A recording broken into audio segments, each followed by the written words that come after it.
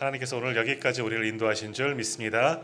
오늘 2024년 마지막 주일 예배 드릴 때 하나님께서 예배하는 모든 성도님들을 만나 주시고 또 새 은혜를 더하여 주실 줄 믿습니다. 우리 사람이 살아가는 데 있어서 가장 필요한 것 세 가지 의식주이죠. 입는 것, 또 먹는 것, 또 사는 집, 이게 반드시 필요합니다. 근데 이 세 가지 중에서 가장 중요한 게 뭘까요? 못 들으셨죠? 떠드느라고. 먹는 거죠, 먹는 거. 다른 거는 뭐 대충 옷도 그렇고 사는 것도 그렇지만 먹지 않으면 살 수가 없습니다. 그래서 가장 중요한 것 중에 하나가 우리가 먹는 것 아닌가 그렇게 생각해 봅니다. 자, 근데 먹는 것은 다 마찬가지이지만 사람이나 짐승도 다 먹죠. 또 근데 사람과 짐승과 구분할 수 있는 것 이 세 가지 중에서 뭘까요? 옷입니다. 옷. 짐승도 인간도 마찬가지로 먹어야 살고 또 살만한 보금자리가 있어야 하죠. 그래야지 안전하게 보호도 받을 수가 있겠지만 그러나 옷은 우리 사람만 입을 수가 있는 거죠. 짐승들은 겉에 털이 있고 여러 가지가 있지만 그러나 그것보다도 사람됨, 우리가 사람이라 할 수 있는 것은 옷을 입고 있기 때문에 사람이라 할 수가 있는 겁니다. 그렇기 때문에 그 옷은 우리에게도 가장 중요한 것 가운데 하나입니다. 또한 옷은 어떻습니까? 우리가 어떠한 사람인지를 보여주는 것이 옷일 수가 있는 거죠. 예를 들어서 하얀 옷을, 하얀 가운 같은 것을 입고 있다. 그래서 무엇을 나타냅니까? 의사나 간호사는 의료진이구나, 또는 또 연구하는 그런 어떤 과학자들이구나 하는 것들로 알 수 있죠. 또 까만 계통의 옷을 입었다. 이런 사람들은 어떤 사람이겠습니까? 판사나 재판관, 검사 이런 분들, 법조계에 일하시는 분들, 또 오늘도 저도 까만 가운 입고 왔습니다. 우리 자매님도 입으셨지만 까만 가운 입으면 또 목회자이다 하는 것도 표시가 될 수가 있는 거죠. 군인은 군인에 맞는 군복을 입고 또 경찰도 맞는 제복을 입습니다. 거기에 맞는 유니폼을, 운동선수를 맞는 유니폼을 입죠. 그 입는 옷에 따라서 그 사람의 신분 또는 직업에 대해서 내가 이러한 사람이다 알 수 있고, 또 옷을 입었다는 건 뭐예요? 거기에 대한 책임이 있다라는 겁니다. 주일 아침에는 저희도 우리 장로님들도 우리 찬양대도 그리고 헌금위원도 뭡니까? 예배 봉사자입니다.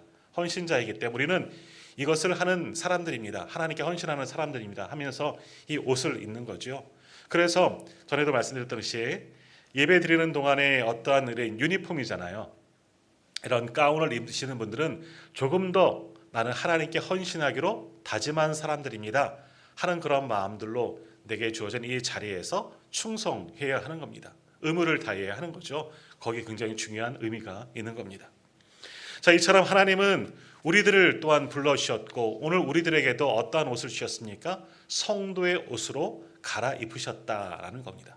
예수를 믿기 전에는 세상의 옷을 입었지만 우리가 예수를 믿고 구원받은 이후에는 성도의 옷, 특별히 구분되지는 않았지만 예수 그리스도로 오늘 우리도 옷 입으신 줄 믿으시기를 바랍니다. 오늘 우리도 다 내 옷을 입고 왔지만 그러나 그것이 아니라 그리스도로 우리에게 옷 입혀 주신 줄 믿습니다. 성도는 그러므로 성도다운 옷을 입고 살아가야 합니다.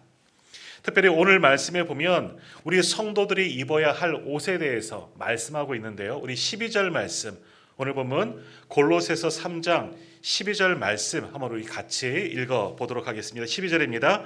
그러므로 너희는 하나님이 택하사 거룩하고 사랑받는 자처럼 긍휼과 자비와 겸손과 온유와 오래 참음을 옷 입고, 아멘. 어떠한 옷을 입으라 말씀합니까? 자, 긍휼과 자비와 겸손과 온유와 오래 참음의 옷을 입으라 말씀합니다. 자, 우리가 옷을 입는다는 것은 뭐예요? 아까도 말씀드린 것처럼 내가 이 직분 주신 사명이 있다는 거죠. 이렇게 살아가겠다는 그런 결단이 있는 겁니다. 또 그 옷을 벗는다는 것은 뭡니까? 이제는 그 일을 내가 그만두겠다. 내가 군복을 벗었다는 것은 뭐예요? 단순히 옷을 벗었다는 것이 아니라 이제 제대한다. 군인의 모습을 내려놓는다. 그런 의미에 담겨져 있는 거죠. 자, 그런데 하나님께서 우리에게 거룩한 새 옷을 입히셨습니다. 세상 가운데 살지 아니하고 많은 사람들 가운데 구원하여 주셔서 예수 그리스도로 옷 입히셨다는 거죠. 구원받은 성도로 만들어 주셨다는 겁니다. 그것만이 아니라 오늘 말씀에 보면 그렇기 위해서 하나님께서 택하시고 거룩한 사람이 되도록 또 다른 새 옷을 입혀주셨는데 어떤 새 옷이냐? 긍휼의 옷, 자비의 옷, 겸손의 옷, 온유의 옷, 그리고 오래 참음의 옷을 입히셨다 말씀합니다. 자, 이 단어들 우리가 다 알고 있는 말씀이죠. 긍휼이 뭡니까? 어려운 형편에 있는 사람들을 돕는, 불쌍히 여기는 마음만이 아니라 실제적인 행동, 그것이 바로 긍휼의 옷이다. 그러니까 우리가 긍휼의 옷을 입혔다는 것은 뭡니까? 우리 성도들은, 우리 교회는 주변에 어렵고 힘들어하는 이들에게 손을 내밀어야 한다. 실제적으로 그들을 불쌍히 여기고 도와주어야 한다. 그렇게 살아가야 한다 하는 것을 말씀하고 있습니다. 자, 자비는 뭡니까?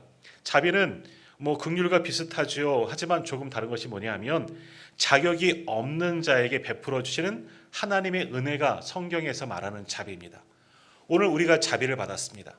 불교에서도 자비를 이야기하죠. 사랑을 이야기하지만 교회에서 성경에서 말씀하는 자비는 뭐냐?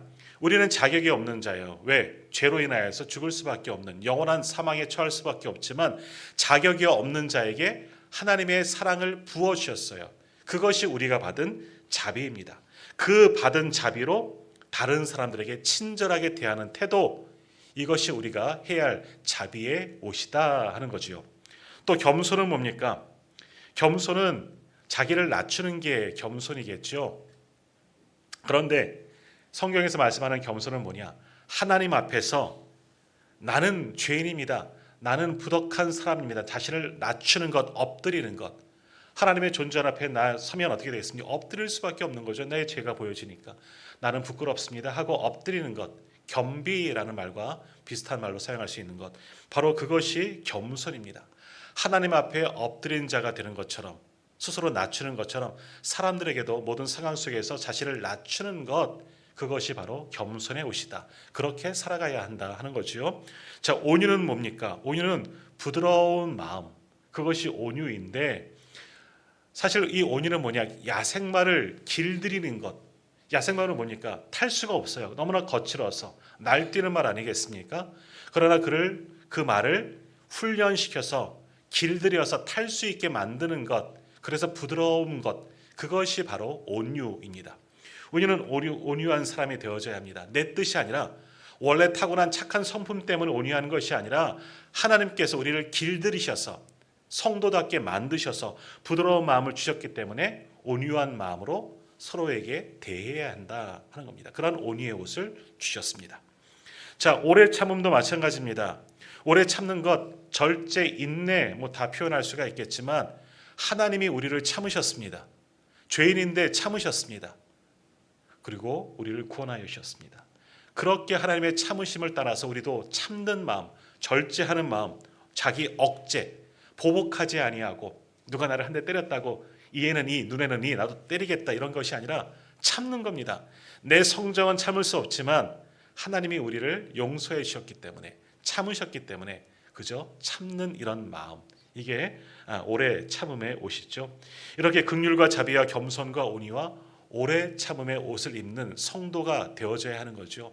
내 스스로는 할 수 없어요. 그러나 그리스도로 옷 갈아입히셨고 구원받은 성도가 되었으면 또 이러한 새 옷들, 긍휼의 옷, 자비의 옷, 겸손의 옷, 온유의 옷, 그리고 오래 참음의 옷을 입고 그렇게 하나님께서 원하시는 대로 살아갈 수 있는 저와 우리 모든 성도님 되기를 간절히 소망합니다. 자, 이것이 바로 주님의 성품입니다. 우리의 성품이 아니에요. 우리의 성정, 우리의 성품이 아니고 주님이 우리에게 갖기를 원하시는 성품, 이것을 우리에게 맡기셨습니다. 오늘 예배드리는 저와 우리 모든 성도님들은 이러한 주님의 성품으로 새 옷을 갈아입고 이제 하나님 보시기에 신실한 모습으로 살아가는 우리 모두가 다 되시기를 주님의 이름으로 축복합니다. 자, 이제 2025년, 그러므로 이러한 옷들로 갈아입고, 그러면 이제 2055년, 그러면 새 성도의 모습으로 살아가야 하는데 우리가 어떻게 살아가야 하느냐? 오늘 본문의 말씀을 통해서 우리가 세 가지 한번 교훈의 말씀을 나누고자 합니다. 자, 먼저 우리 성도들은 이제 새 옷으로 갈아입었다면 어떻게 살아가야 하느냐? 먼저는 용서하고 사랑하며 살아가야 합니다. 오늘 본문 13절과 14절 말씀 우리 한번 같이 읽도록 합니다. 13절, 14절 같이 읽겠습니다. 누가 누구에게 불만이 있거든 서로 용납하여 피차 용서하되 주께서 너희를 용서하신 것 같이 너희도 그리하고 이 모든 것 위에 사랑을 더하라. 이는 온전하게 매는 띠니라. 아멘. 오늘 주님께서 우리에게 어떻게 살아가라 말씀하십니까? 용서해라 그리고 사랑하라 말씀합니다. 어떻게 용서해야 됩니까? 주님이 우리를 용서하셨듯이 우리도 서로를 용서하는 겁니다. 그리고 하나를 더하라 그러죠. 뭐하라? 사랑하라. 사랑하라. 그러면 우리는 온전히 매는 띠니라 하나가 될 수 있다는 겁니다. 다가올 2025년도에는 우리가 서로 용서하십시오. 거기에 더 하나 붙여서 사랑하십시오. 용서하며 살아가는 성도님들이 되기를 간절히 소망합니다. 자, 그러나 우리 사람은요 실수가 많죠. 우리 올 한 해도 한번 돌아보십시오. 우리 옆에서 함께 예배하고 있지만 내 옆에 계신 분들에게 때로는 잘못한 적이 참 많이 있습니다. 저도 목사로서 우리 성도님들에게 부끄러운 일 많고 실수한 거 많고 잘못한 것이 많이 있습니다. 이 시간 한번 서로에게 고백하겠습니다. 저를 용서해 주세요. 저를 용서해 주세요. 그럼 어떻게 되겠습니까? 그래서 사랑합니다. 그래서 사랑합니다. 네. 잘못한 게 없으신가 보네요. 그럴 수도 있지요. 네, 그래서 사랑합니다. 우리가 잘 아는 레오나르도 다빈치라는 분이 있죠. 유명한 화가이기도 하고 여러 가지 발명을 한 사람입니다. 최후의 만찬을 그린 분으로 유명합니다. 근데 이분이 가장 최고의 명작인 최후의 만찬을 그리기 전에 같이 동료였던 화가와 아주 친한 동료였는데 아주 엄청나게 싸운 겁니다. 서로 그림에 대해서 여러 가지 것들로 토론하다가 그것이 지나쳐서 서로에게 모욕을 주고 욕을 하고 굉장히 심하게 싸우게 된 겁니다. 분이 풀리질 않았습니다. 저 사람에게 꼭 내가 복수하리라 막 그런 마음이 속에서 사라지지가 않은 거예요. 그런 마음으로 그림을 그리다가 예수님의 최후의 만찬은 우리 아시죠? 예수님 중심으로 6명 제자들의 모습이 쫙 그려져서 마지막 십자가에 지기 전 예수님께서 마지막 식사를 하신 그 장면을 이제 그리는 겁니다. 그러면 제자들의 얼굴을 하나씩 그려가다가 그런 생각이 든 거예요.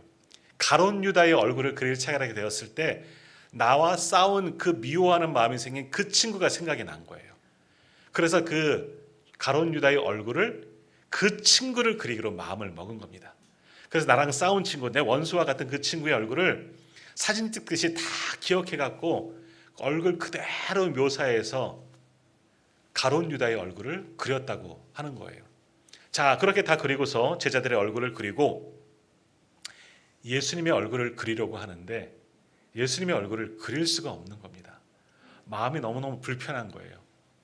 마지막 예수님이 제자들과 마시는 만찬을 그리면서 정말 이 명화를 남기고 싶은데 불편한 마음이 있습니다. 왜 불편한가? 누구를 넣었어요? 누구를 그렸어요? 자기 친구, 자기랑 싸웠던 화가 사라지지 않아서 복수하는 마음으로 가장 나쁜 제자 가룟 유다의 얼굴을 그렸는데 그 이후로 마음이 너무너무 불편한 거예요.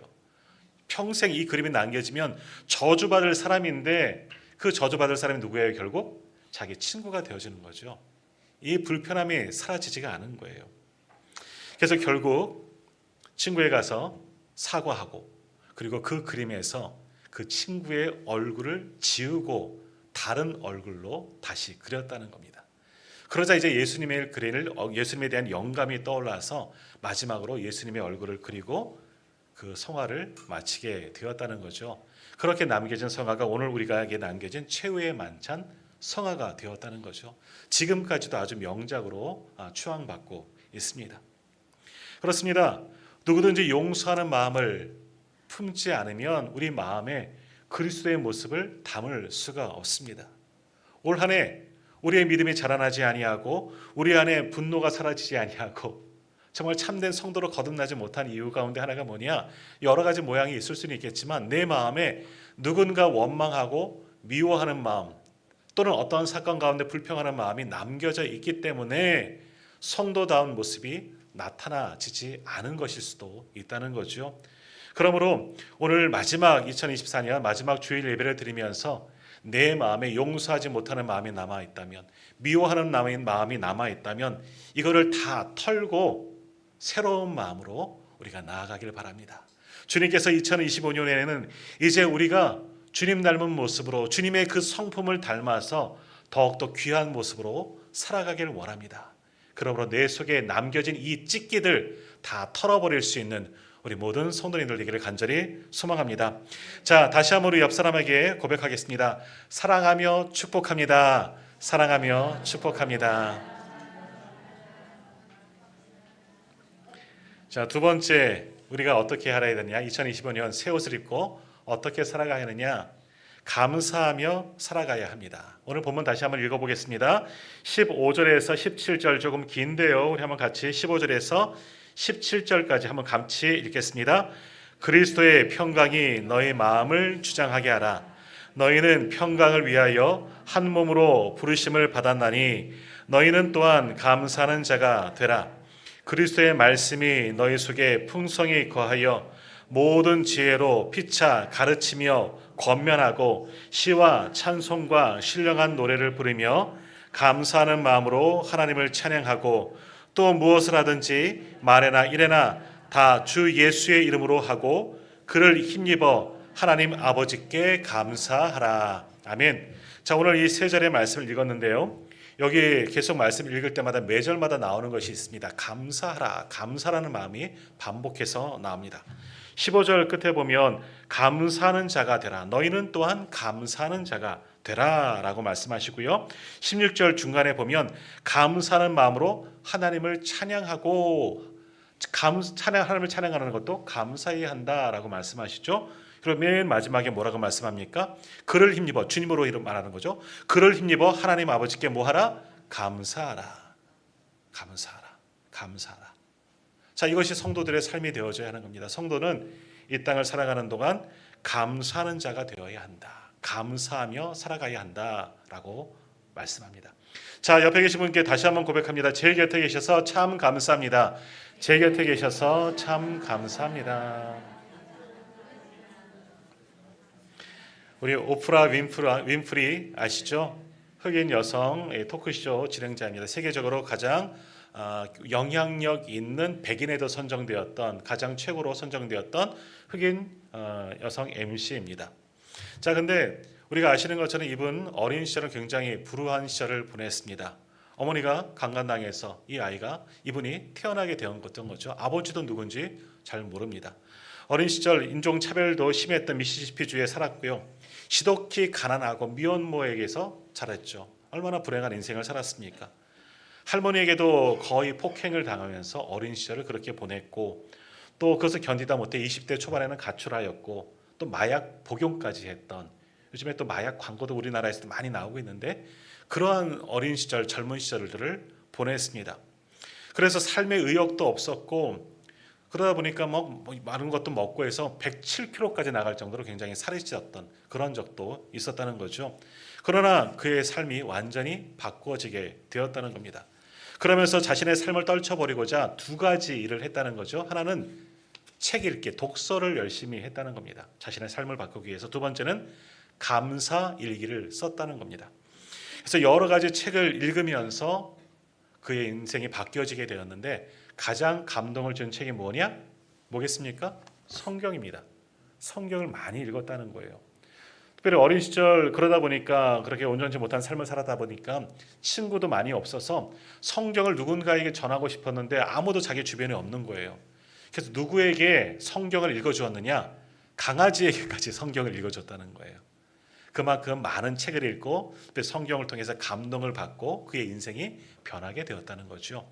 두 번째, 감사 일기를 썼다는 겁니다. 감사할 일이 없어요. 자신의 인생을 돌아보니 삶을 보니 매일매일 힘겹고 여러 가지 고난도 많고 어려운 일도 많고 참 낙이 없는데 그래도 감사의 거리를 하나씩 찾아가기 시작했다는 겁니다. 오늘 거뜬하게 잠자리에서 일어나게 해주셔서 감사합니다. 오늘 파란 하늘을 보게 해주셔서 감사합니다. 점심때 맛있는 음식을 먹게 해주셔서 감사합니다. 또 나중에도 그런 일을 써나가다가 얄미운 동료가 있었는데 나를 모욕하는 사람이 있었는데 상대하지 않고 참을 수 있게 해준 것도 감사합니다. 좋은 책을 읽게 해주셔서 그 책을 쓰게 한 작가에게도 감사합니다. 하루하루 돌아보면서 하루 일과를 마치면서 아침부터 일어나서 저녁 잘 따리까지 감사한 일이 뭔가 한번 가만히 생각해 왔다는 거예요. 감사할 수 없는 상황이지만 감사의 거리를 찾아보니까 감사하는 일이 넘쳐났다는 거죠. 그래서 그 감사의 거리를 하나씩 하나씩 적어 나가게 되었다는 겁니다. 감사 일기를 써나가려고 하다 보니까 자기의 성격도 바뀌어지게 되었고 부정적인 인생을 살다가 긍정적인 삶으로 전환되어졌다는 거죠. 그렇게 하다 보니까 감사 일기를 쓰면서 자기의 인생이 완전히 바뀌어지게 되었고 지금은 어떻습니까?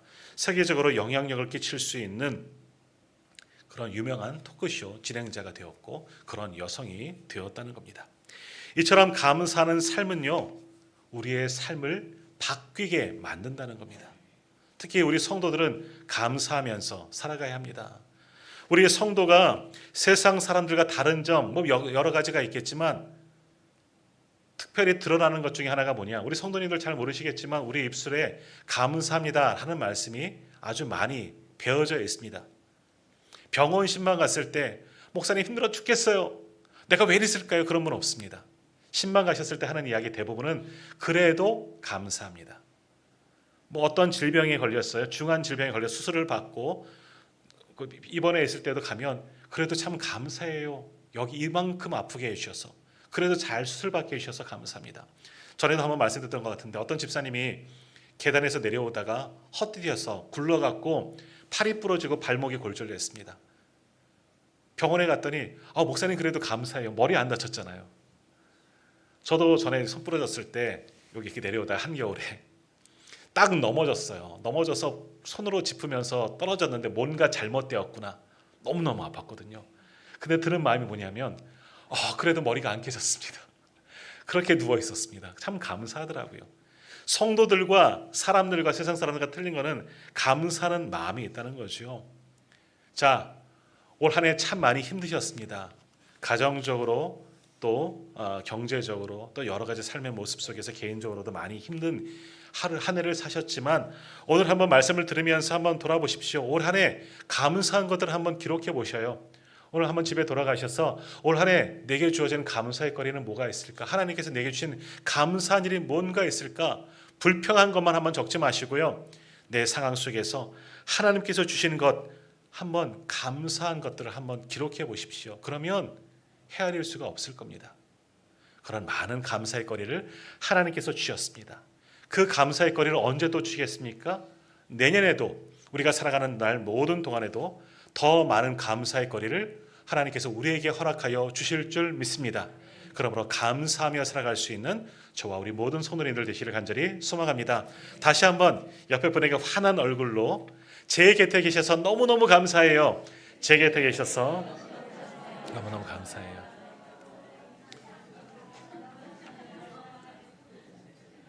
말로만 하지 마시고 가슴으로 감사하시고요. 자, 세 번째로 마지막입니다. 정말 내년 어떤 모습으로 살아가야 하느냐? 우리의 입술에서 찬양이 멈추지 않기를 간절히 소망합니다. 오늘 말씀에도 분명히 말하죠. 시와 찬송과 신령한 노래를 불러라.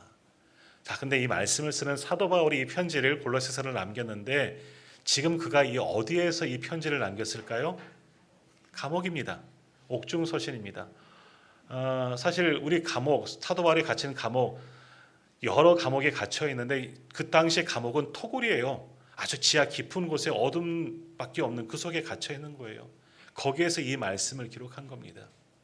빛도 없는 그곳에서 어떻게 썼는지는 모르겠지만 그 고난 속에서 사도 바울도 감사해라, 어떻게 찬양해라, 시와 찬송과 신령한 노래들로 한마디로 말하면 우리의 입술에서 끊임없이 하나님께 찬양하며 감사해라 말씀하는 겁니다. 감사하니까 찬양이 나올 수가 있는 거죠. 자, 우리 성도들도 우리 교회도 마찬가지. 기독교는요 찬양이 넘쳐나는 종교입니다. 물론 다른 종교들도 종교 행위를 하다 보면 그런 자기들만의 어떤 그런 노래가 있습니다. 그러나 우리 교회, 우리 기독교는요 찬양으로부터 시작해서 찬양으로 끝납니다. 우리 교회도 예배할 때 어떻습니까? 찬양으로 시작하지요. 다른 교회는 묵도 드리겠습니다. 이렇게 시작하는 교회들도 있지만 요즘 한국 교회는 다 그렇지만 대부분 그래요. 다 찬양으로 시작하고 마지막 또 찬양을 부르면서 끝나고, 우리도 제가 축도로 끝나는 것 같지만 찬양대 후주로 끝나고, 우리 권사님 마지막 또 반주 또 찬양을 반주해 주잖아요. 찬양으로 시작해서 찬양으로 끝나는 것이 기독교입니다. 우리 예배가 그렇다는 거죠. 우리 인생도 마찬가지예요. 우리 인생도 찬양으로 시작하고 찬양으로 끝나야 해요. 하루를 시작할 때도 감사하면서 찬양을 부르시고 자리에 누워서도 하나님께 찬양하면서 감사의 기도를 드리며 하루를 마쳐야 하는 겁니다. 자, 이사야서의 말씀을 보면 하나님께서 우리를 창조하시는 목적이 나옵니다.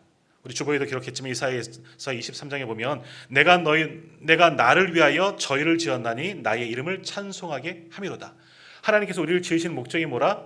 하나님의 이름을 찬양하도록 우리를 지으셨다는 거예요. 우리의 제일 되는 목적이 뭐냐? 하나님을 영화롭게 하는 것. 영화롭게 하는 게 뭐예요? 하나님께 예배하는 것이고 그것이 바로 찬양하는 것이다. 그러니까 우리의 삶의 목적은 뭐예요? 무엇하면서 살아야 돼요? 찬양하면서. 그러니까 막 슬퍼하는 분들이 있죠. 나는 노래를 못하는데, 나는 음치인데, 박치인데. 걱정할 필요가 없습니다. 어떠한 찬양에도 하나님께서는 우리의 찬양을 기쁘게 받아주시는 줄로 믿습니다. 우리 히브리어로 찬송하다, 찬양이라는 말은 우리가 아는 할렐루야가 뭐예요? 하나님을, 여호와를 찬양하라. 야가 하나님이에요. 그러니까 할렐, 뭐 다 바뀔 수가 있는 거니까 히브리어는 자음밖에 없으니까요. 할랄, 이것이 찬양하다라는 뜻인데요. 이거는 영광을 돌리게 하다, 빛나게 하다라는 뜻이 있습니다. 그러니까 찬양한다는 것은 뭐냐? 노래하는 게 아니에요. 찬양하는 거예요. 그건 뭐예요? 하나님을 영화롭게 하는 것, 높이는 것, 이것이 찬양이다라는 겁니다. 그렇기 때문에 교회에 와서는 입을 다물고 있으면 안 돼요. 모르는 노래가 나와도 가사라도 따라하는 거고요. 내가 음치고 박치면 어떻습니까? 저도 그렇습니다. 저도 틀립니다. 다 찬양하는 겁니다. 그 찬양도 하나님께서 기쁘게 받아주시는 줄 믿습니다. 헬라어로 찬양하다는 율로게어, 뭐 발음도 잘 안 되네요. 이건 무슨 뜻이냐? 복을 내리다, 축복하다는 뜻이 있다는 거예요. 찬양하는 것은 뭐냐? 하나님을 높이는 것도 찬양이고 그 찬양을 통해서 하나님께서 우리에게 복 주시는 것도 찬양이라는 거죠. 하나님께 복 받으시길 원하십니까? 복 받기 싫으시죠? 복 받기를 원하시면 어떻게 하라? 찬양하면 됩니다. 찬양하는 거예요. 감사하면서 찬양하는 거예요. 우리가 감사함으로 진심으로 찬양할 때 하나님께서 우리를 도우시는 줄 믿습니다. 우리 성경 주석가 매튜 헬리 굉장히 유명한 분인데 이런 이야기를 했어요. 하나님은 성도들이 진심으로 찬양을 드릴 때에 그들을 도우신다. 하나님이 언제 도우신다? 우리가 찬양할 때. 하나님의 도우심을 받기를 원한다면 어떤 상황이든지 감사하면서 찬양하십시오. 하나님께서 반드시 우리를 도우시는 줄 믿으시기를 바랍니다. 그러므로 마음속에 찬양이 넘쳐나면 은혜가 넘치는 거예요. 실제적으로 한 연구에 의하면 교회 다니는 사람과, 그러니까 예수를 믿는 사람과 믿지 않는 사람들의 건강과 수명을 조사했더니 차이가 있다는 거죠. 누가 더 오래 살겠어요? 교회 다니는 사람, 예수 믿는 사람, 찬양하는 사람. 누가 더 건강해요? 찬양하는 사람. 이게 한 연구에 따른 거죠. 그러니까 교회에 와서 기뻐하면서 손뼉치면서 찬양하면 장수하게 되는 줄 믿습니다. 건강하게 되는 줄로 믿습니다. 목사님 힘이 없어서. 아니에요. 더 크게 찬양해야 돼요. 아플수록 찬양하고 힘들을수록 찬양해요. 내 상태가 좋지 않아도 찬양하면 기쁨이 우리 속에서 넘쳐나게 될 줄로 믿습니다. 왜? 하나님이 우리를 도우시는 줄 믿습니다. 그렇기 때문에 찬양하는 거예요. 조니 에릭슨이라는 그런 미국 여성이 있습니다. 한번 인터넷 검색해 보세요. 나중에 조니 에릭슨이라는 분이 있는데요. 17살인가요? 강에서 수영을 하다가 다이빙을 했는데 잘못 떨어져 갖고 전신 마비가 일어나게 된 겁니다. 몸을 평생 이제 어린 시절에 그랬어요. 사용할 수가 없는 거예요. 얼마나 힘이 들겠습니까? 이런 인생이 있겠습니까? 그리스도인이긴 했지만 불평이 나오는 거, 화가 나고 내가 왜 이렇게 됐을까? 막 원망도 나오고 하나님은 나를 왜 이렇게 만드셨나요? 막 그런 불평이 나오죠. 그렇게 살면서 어느 날 기도를 하는 가운데 이런 마음을 주셨다는 거죠. 내가 몸이 이러도 불편해도 이런 몸이라도 하나님께 쓰임 받기를 원하면 나는 하나님께 쓰시기만 하면 나는 하나님을 찬양하겠습니다. 라는 생각이 들었다는 거죠. 그런 마음을 주셨다는 거예요. 몸을 움직일 수 없는데 움직이는 게 하나가 있다는 거죠. 뭐가 움직였느냐? 입술이 움직였다는 거예요. 입술. 그래서 이 입술로 무엇을 할 수 있을까? 펜을 물었습니다. 펜을 물고 그림을 그리기 시작했습니다. 그림이 그려지더라고요. 또 연습을 하다 보니까 힘들지만 그 그림을 그리게 되고 또 그림을 잘 그려요. 그리고 그 그림이 유명해지기 시작합니다. 자, 그렇게 그림을 그리고 감사하는 거죠. 나도 무언가 할 수 있구나. 찬양이 넘쳐나옵니다. 그러면서 그림이 그려지고 그것이 많은 사람들에게 알려지게 되었는데 유명한 볼펜 회사에서 이분을 광고 모델로 섭외가 들어온 거예요. 왜냐하면 그 사람이 물고 그린 볼펜이 그 회사의 볼펜이었거든요. 그래서 그 볼펜을 광고하면서 이분이 입에다 그 볼펜을 물고 그림 그리는 것을 찍어서 광고를 방영했는데 그 볼펜이 불티나게 팔린 거예요. 그것으로 인해서 많은 물질도 얻게 되었고요. 또 감사하게 되었죠. 그러면서 계속해서 그분이 그 볼펜 광고를 또 맡게 되었는데 그러면서 그림 밑에다가 이분이 영어 글자 3개를 남겼다는 거죠. PTL, Praise the Lord. 뭐냐? 여호와를 찬양하여라. 하나님을 찬양하여라. 주님을 찬양하여라는 거예요. 그림 그리면서도 PTL을 남겼다는 거. PTL로도 유명한 거예요. 그것을 보면 사람들이 이분은 하나님을 이 상황 속에서 찬양하는구나. 그분을 존경하기도 하고 또 그 볼펜도 많이 사게 되었다는 거죠. 또 책을 쓰면서 또 복음 전하는 자로 인권 운동가로 그렇게 이분이 사용되어졌다는 거예요. 입술밖에 움직이지 못했지만 그 입술로도 하나님을 찬양하였더니 하나님께서 그를 아주 유명하게 사용하여 주셨다 하는 겁니다. 자, 그러므로 오늘도 이분을 한번 생각해 보십시오. 우리는 손과 발을 움직일 수 있습니다.